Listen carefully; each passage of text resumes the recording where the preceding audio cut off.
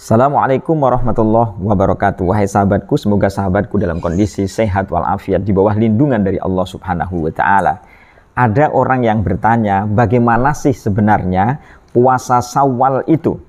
Begini wahai sahabatku, ada hadis Rasulullah Shallallahu alaihi wasallam, man shoma Ramadhana, barang siapa yang berpuasa Ramadan, di bulan Ramadan dia berpuasa.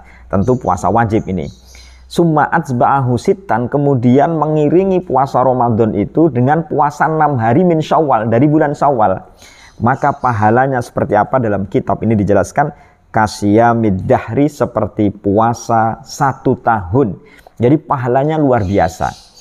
Di sini ada kalimat summa atsba'ahu sittan, kemudian dia mengiringi puasa Ramadan itu dengan puasa Syawal 6 hari.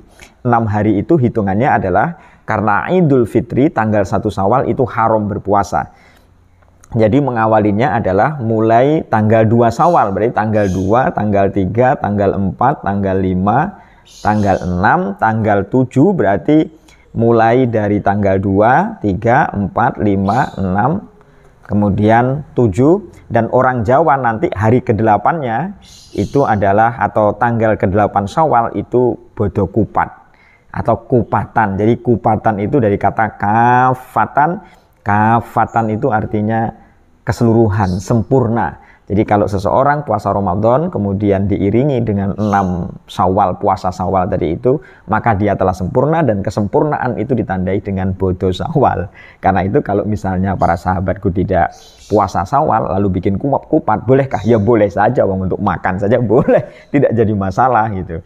Tetapi yang lebih afdol sesungguhnya adalah bodo kupat itu untuk mereka yang berpuasa Syawal itu. Tanggal 2, tanggal 3, tanggal 4, tanggal 5, tanggal 6, tanggal 7, dan yang ke-8-nya itu baru dia bodo kupat karena telah menyelesaikan.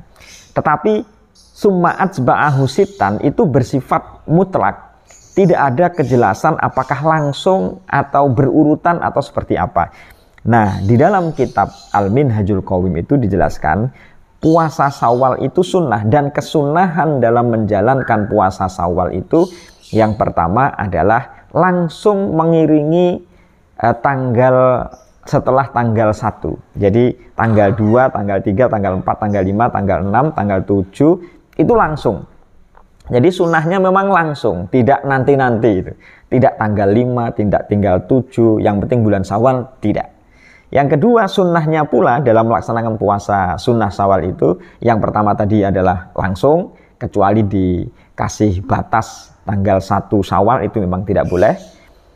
Yang kedua adalah berurutan, jadi langsung 2, 3, 4, 5, 6, 7. Nah itu tanggal 2 maksudnya, tanggal 2, tanggal 3, tanggal 4, tanggal 5, tanggal 6, tanggal 7 itu langsung gitu. Jadi yang pertama adalah setelah puasa Ramadan, nanti hari raya tidak berpuasa, langsung puasa, dan kemudian berurutan gitu.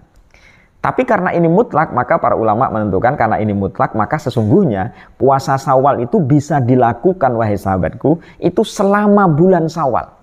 Jadi jangan khawatir, kalau misalnya ini kan hari raya itu di mana kita itu saling berkunjung ke tempat saudara kita berkunjung ke teman kita. Kalau kita tidak makan, lalu ada orang Jawa mengatakan, ayo, itu jadi saksi, katanya begitu. Sebenarnya saksi itu banyak, tempat duduk sebagai saksi, teman-teman kita sebagai saksi, ruangan kita jadi saksi, makanan itu hanya bagian dari saksi saja sebenarnya.